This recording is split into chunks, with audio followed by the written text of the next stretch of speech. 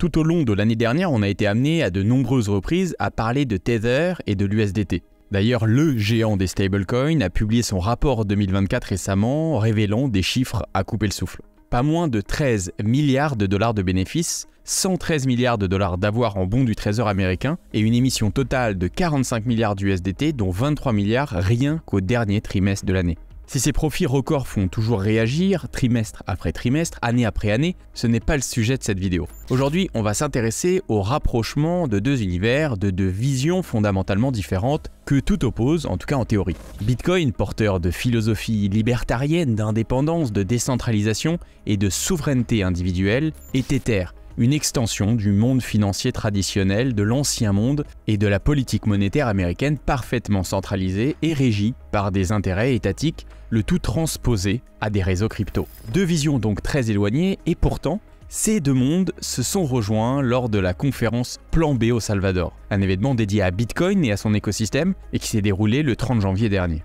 Lors de cette conférence, le PDG de Tether, entreprise qui a d'ailleurs récemment déplacé son siège au Salvador, annonçait, aux côtés d'Elizabeth Stark, la PDG de Lightning Labs, le déploiement de Tether sur Bitcoin et le Lightning Network. Alors, il faut savoir que l'USDT a déjà été émis sur Bitcoin par le passé, à une époque où beaucoup d'entre vous n'étaient probablement pas encore tombés dans le rabbit hole. D'ailleurs, le titre du white paper de Tether était sans équivoque « Fiat Currencies on Bitcoin Blockchain ». Pour la petite histoire, en 2014, l'USDT a été lancé donc sur Bitcoin via le protocole Omni. Anciennement Mastercoin, une surcouche exploitant le réseau Bitcoin pour l'émission et le transfert de tokens. L'introduction de l'opcode OpReturn cette année-là a permis d'ajouter des métadonnées aux transactions Bitcoin. Et c'est précisément cette fonctionnalité qu'Omni utilisait pour inscrire les transferts d'USDT sur la blockchain Bitcoin. Alors, pour ceux qui ne savent pas ce que c'est que des métadonnées, imaginez par exemple une transaction chez votre boulanger, vous allez transférer 1 euro, ça c'est la donnée principale, et ensuite l'heure à laquelle cette transaction s'est faite, le lieu de cette transaction, etc., etc.,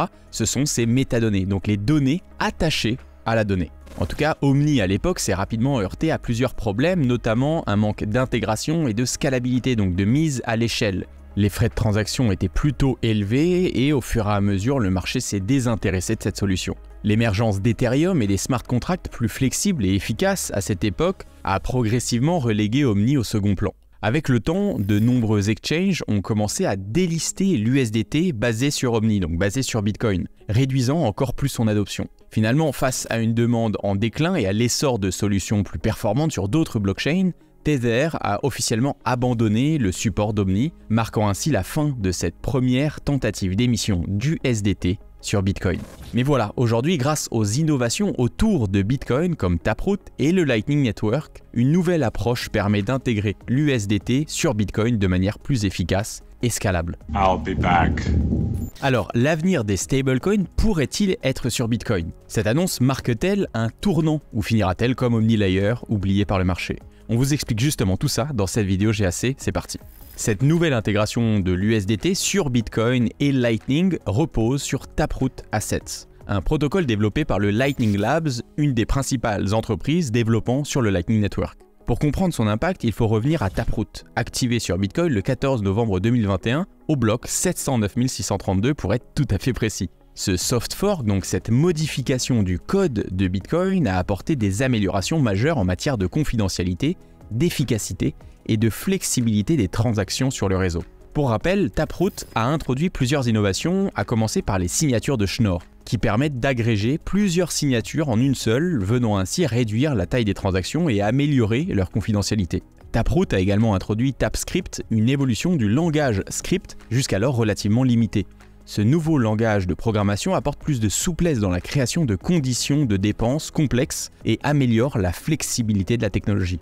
Avec Script, donc l'ancienne version, pour établir une condition de dépense où soit moi, soit Richard pouvait débloquer des bitcoins après un certain délai, chaque scénario devait être écrit explicitement dans le script, donc c'est-à-dire dans le code. Cela alourdissait la transaction et réduisait la confidentialité. Avec TapScript, ces conditions sont regroupées dans une seule structure de type Merkle. Donc en gros, il s'agit d'un arbre où chaque branche représente une condition possible, ce qui permet de révéler uniquement celle qui est utilisée, améliorant ainsi l'efficacité et la confidentialité. Bref, en gros, retenez que ça a rendu les transactions plus légères et plus confidentielles. Et enfin, Taproot a aussi intégré les Merkleized Abstract Syntax Trees, donc les MAST, un nom un peu barbare, je vous l'accorde, mais c'est juste un type d'arbre de Merkle qui permet justement de structurer les scripts Bitcoin de manière plus efficace. Bref, c'est grâce aux innovations portées par Taproot que le protocole Taproot Assets, anciennement Taro pour Taproot Asset Representation Overlay, a été rendu possible. En octobre 2023, la version 0.3 de Taproot Assets a introduit plusieurs améliorations, notamment la possibilité de supporter nativement des actifs tokenisés. Donc, l'encapsulation d'actifs dans des UTXO, donc dans des transactions Bitcoin, et de permettre l'interopérabilité entre Bitcoin, le réseau principal, et une surcouche, le Lightning Network.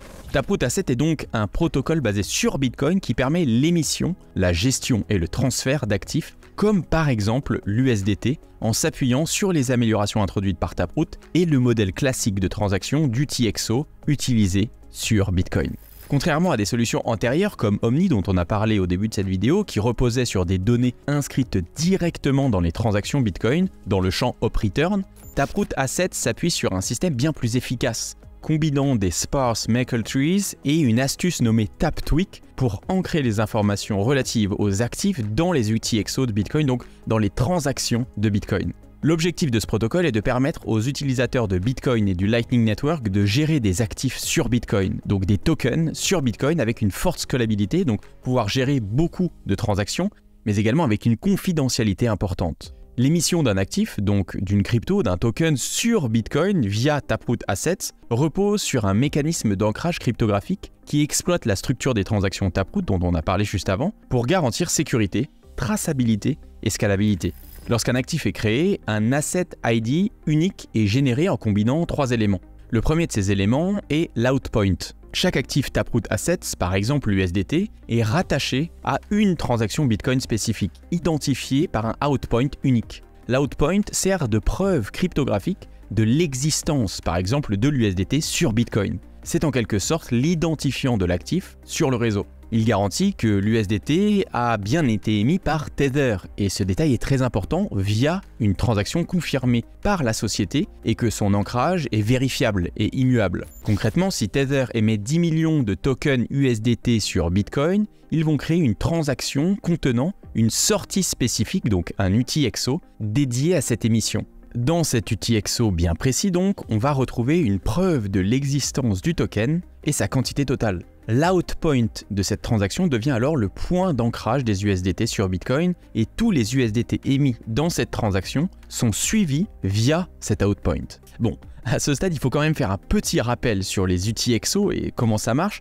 sinon je crois que je vais en perdre la moitié. Un UTXO, donc un Unspent Transaction Output, est une somme de Bitcoin qui n'a pas encore été dépensée et qui appartient à quelqu'un. Par exemple, quand vous dites « je détiens un BTC », cela veut dire que la somme de tous vos UTXO valent un Bitcoin. Dit autrement, imaginez que vous avez un billet de 10 € et que vous achetez, disons, quelque chose à 6 €. Vous donnez tout le billet au commerçant qui vous rend 4 € en monnaie.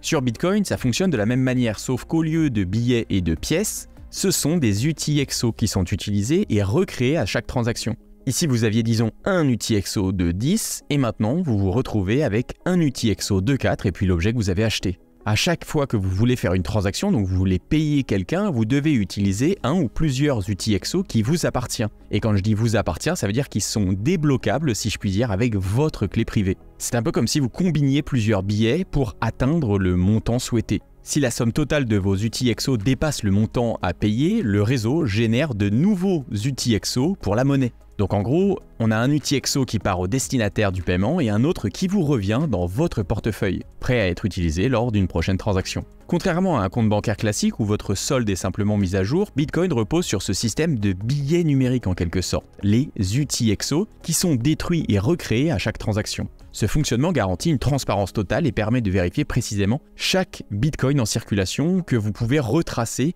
depuis leur genèse, c'est-à-dire au moment où ils ont été minés. Donc maintenant qu'on a remis un peu les bases, on revient sur le Taproot Assets. En plus de l'outpoint de tout à l'heure qui sert d'ancrage, on va aussi avoir un asset tag. C'est une identification spécifique qui permet de différencier un actif Taproot Assets des autres. Donc on aura le nom de l'émetteur, ici Tether, le type d'actif, l'USDT, et un code permettant de distinguer différentes émissions. Si par exemple Tether émet une nouvelle série d'USDT en janvier 2025, l'asset tag pourrait être généré à partir de Tether, USDT, janvier 2025. Et enfin, on va retrouver les métadonnées associées à l'actif. Donc ici à l'USDT, typiquement la quantité totale de jetons ou certaines règles spécifiques de transfert. Ces métadonnées vont être stockées hors du réseau principal, donc c'est-à-dire off-chain dans un arbre de Merkle. Bon, là on va pas rentrer dans les détails parce que ça commence à être vraiment complexe, mais retenez que cette approche évite une surcharge du réseau principal tout en garantissant que la somme totale des actifs est bien conservée. Ces métadonnées conservées off-chain peuvent être maintenues par plusieurs acteurs, à commencer par ce que l'on appelle les universes, qui sont des serveurs indépendants jouant le rôle de registre. On peut les comparer à des sortes de blockchain explorer, sauf qu'ici, ils permettent de vérifier et de diffuser les preuves des actifs Taproot Assets. Un utilisateur, typiquement un détenteur d'USDT sur Bitcoin, peut, s'il le désire, choisir de télécharger et de stocker une copie de la preuve associée à ses USDT, ce qui lui permet de vérifier son solde sans dépendre d'aucun tiers. Lorsqu'un actif est transféré on-chain, donc sur le réseau Bitcoin, il suit une logique proche des transactions standards. L'expéditeur signe une transaction incluant l'UTXO contenant l'actif, par exemple l'USDT. Le destinataire fournit une adresse compatible Taproot Assets qui précise les détails du transfert. Maintenant, bien que ce soit extrêmement intéressant, il reste un problème. Les transactions on-chain, donc sur le réseau principal, donc directement sur Bitcoin, impliquent des frais de transaction qui peuvent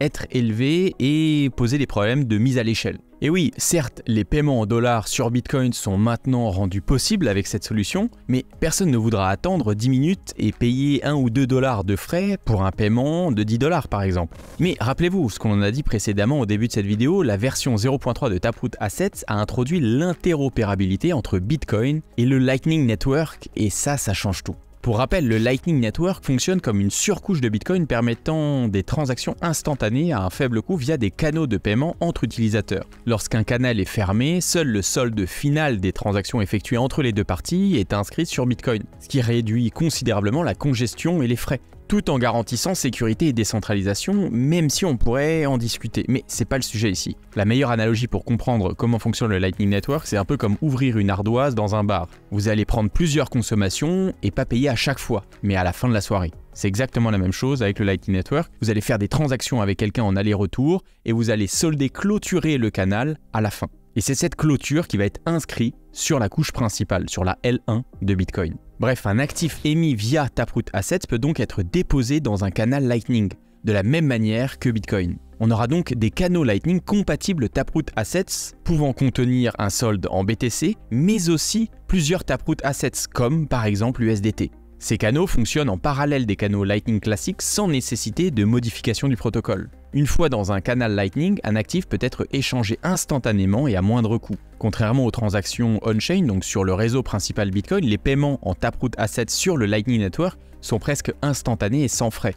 Mais pour que ces échanges entre BTC et les Taproot Assets se fassent de manière fluide, un nouvel acteur joue un rôle essentiel sur le réseau, l'Edge Node. Un Edge Node est un nœud Lightning compatible avec les Taproot Assets qui joue un rôle pivot entre les canaux Lightning classiques, donc ceux avec Bitcoin, et les canaux Taproot Assets comprenant par exemple de l'USDT. Ce type de nœud, donc en gros des ordinateurs, permettent de router des paiements en Bitcoin et en Taproot Assets, mais aussi d'échanger Bitcoin contre ses actifs. Prenons un exemple, Richard doit régler une facture en USDT sur le Lightning Network, mais son portefeuille ne contient que du BTC. Richard va donc envoyer du BTC à un Edge Node qui va ensuite échanger les BTC en USDT au taux du marché puis transmettre le paiement en USDT au destinataire. On peut voir ce type de nœud comme un service de pool de liquidité ou d'exchange. Maintenant, que se passe-t-il si un utilisateur souhaite réaliser des échanges non pas sur le Lightning Network, mais sur le réseau principal? Eh bien, c'est là qu'intervient la logique d'atomic trustless swap, donc des swaps atomiques sans confiance. Un mot très barbare, mais pas si compliqué que ça. En gros, c'est un échange d'actifs entre deux parties sans tiers de confiance, qui s'exécute entièrement ou est annulé si l'une des conditions n'est pas remplie.